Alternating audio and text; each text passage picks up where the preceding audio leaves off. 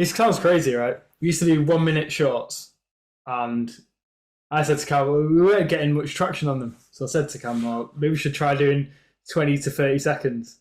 We started doing that, and we seem to be getting more traction on those ones.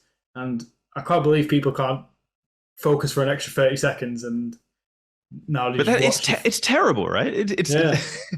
So I'm personally very addicted to my phone, and I consume information on my phone and my computer like crazy. I'm just always reading something. That's where I find my guests for the podcast. But it's not. So I'm not a neuroscientist or anything like this, but I imagine what's happening to my brain is that I scroll to some new article, which is, I can read in a few seconds. I read the article, the headline, and I get that dopamine hit. Then I scroll to the next one, and I don't need to remember anything from the article I just read. There's there's not going to be a test later. There's no obligation on my side to do anything with the information that I've just consumed. And so if you're scrolling, again, I'm not a neuroscientist, but what I imagine you're doing is you're training your brain to just ignore all the information that's coming into it because it's not going to be used later on. You're squashing your attention span and making your brain just useless. And I've noticed the effect. So recently I started going for runs in the morning, every morning, and trying to completely disconnect from my phone and from social media, not because I don't find it interesting and not because there's nothing valuable there, but because it trains my brain, I think, to act in a setting that I don't think is very useful for anything of value that I have in my life.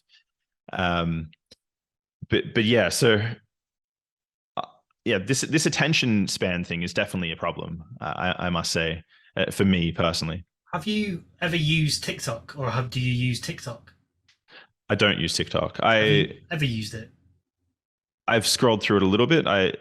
I've probably spent an hour on TikTok in total. Right. Okay. I had it must be over a year ago now, and within a month of using it, I had to just delete it off my phone because I don't know what it is like. You can feel what it is in your mind, but it's hard to explain what it is. But I could go on it at 9 p.m. at night, and I'll be on it just scrolling till midnight. 3 hours of just pure scrolling.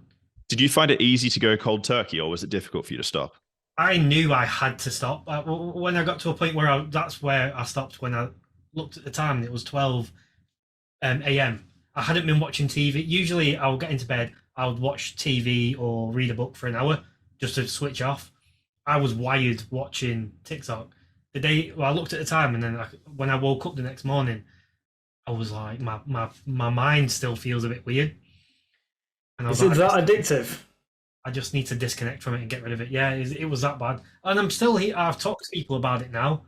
And I was talking to a client of mine from my other side of my life.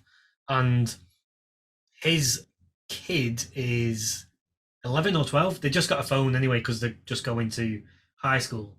And he looked at the watch time of his kid's phone per day on TikTok, and he was doing 6 to 7 hours a day on TikTok, and that was on a normal school day.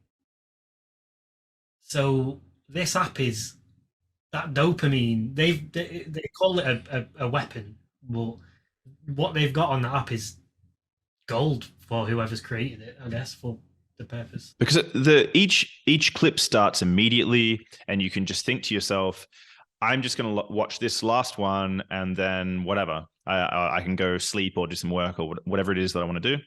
But then the next one comes, and I'll just watch. It's just 20 seconds, and it's just 20 seconds, and it's just 20 seconds. And then I suppose 6 hours passes. And you don't realize that all these 20 seconds are, because it's just 20 seconds, you don't, when like you spend £2 or $2 or €2 here, €2 there, you don't actually count that into the bigger grand scheme of spending. For some reason, psychologically, it just doesn't. Other than if you were going to spend £100 or €100 on something, you would think more about that. I think it's the same sort of format they've got there because it's just 20 seconds, just quick ones. You're just thinking, oh, I'll just watch another one. Because if you watch a movie which is 2 hours long, you wouldn't put another movie on afterwards, really.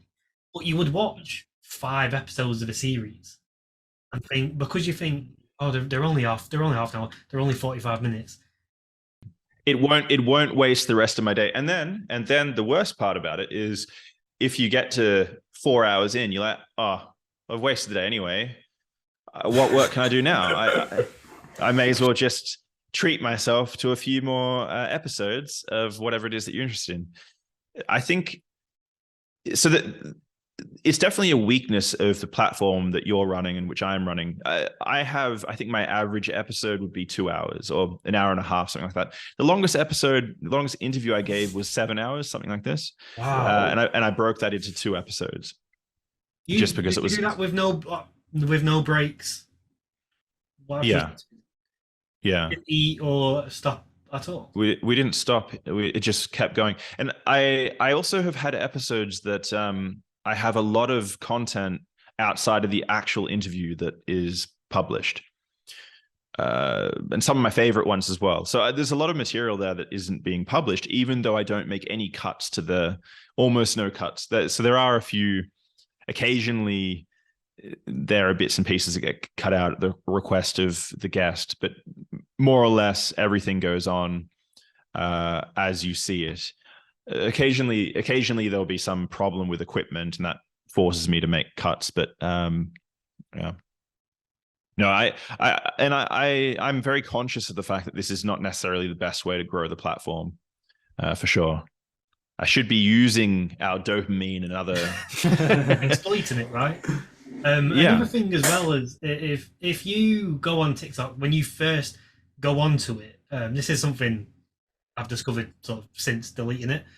They will flood you with bright colours to begin with to get you or sort of whatever flowing in your body.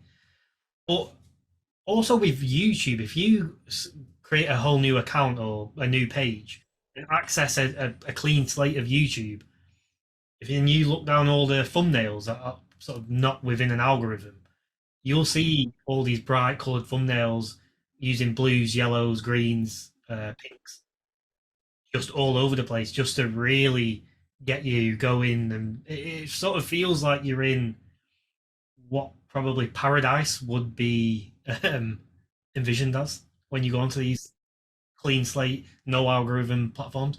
But then when I go into mine now, not much color on my algorithm one. There's not much color coming out of it. I don't know if it's sort of a reflection of me and my algorithm. Just a very gray person. I have a technique that I've used to break addiction that I haven't really heard many people talking about, but which I find very useful. So maybe you guys will find it interesting as well. Many years ago, I was very addicted to Reddit. And there are other aggregate sites that I've looked at, like Quora and places like this, because I just find it very interesting reading all sorts of things about the world. But it's not very good for my productivity, so I have to get rid of these things. And I found that if I just went cold turkey and I just stopped, I would start to drift back to it after a few weeks. But one technique that I use, which was it works for me really well, is I would find someone who also has an addiction. A similar thing. I go on YouTube too much, or I go on this too much, or I do that too much. And I would make a bet with them that you have to stick to. The loser has to buy the other one, 10 beers or something like this. And somehow actually it doesn't even have to be that big, but having that very small bit of accountability behind you, it works wonders for me. I don't know how long ago now, 10 years ago or 7 years ago or something, I just completely stopped reading Reddit using this mechanism.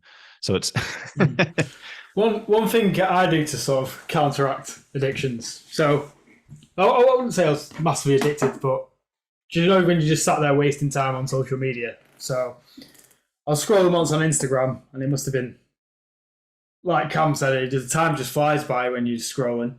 So I just sat there and I thought, I'm going to delete the app So I just deleted the app, but I allowed myself to access it through the browser. So I just tapped in www.instagram.com, made it more difficult for me to get on it. So it's not just unlock your phone and the first thing you press is Instagram. I have to go into Google Chrome and type it in and go and access it that way. Since I've done that, I barely even use Instagram anymore. So I've sort of introduced that technique into like my working day as well. So if I find I'm going on my phone too much, I'll put my phone upstairs in my room and then work, because it makes it hard for me to go and access my phone then, rather than having it right next to you where you can just pick it up. The ease of access is completely gone. Yeah, that's how I sort of counteract it. The thing about having your phone out when you're working, and definitely within my sort of work, because mine's pretty creative and sometimes you got to wait even a couple of seconds for something to load. When you're waiting for something to load, I automatically just pick up my phone, even if the thing's only going to take 5 to 10 seconds to load. And then I end up being on my phone for, even if it's 30 seconds to a minute, the thing's already loaded. And then I come back into the zone and I'm like, right, what was I doing again? That's the other thing. You need to be bored to be creative, I think, for me personally. My most productive times these days are when I'm on a long plane trip or when I'm on a train trip somewhere, because I'm completely disconnected from everything, and I can just work with no interruptions of any sort. I should just spend all my time on trains. I think it'd be the ideal office for me. But that's another thing about your question. How do you get from being a high school student through to working in some area of research? You definitely need to be bored at some point along there.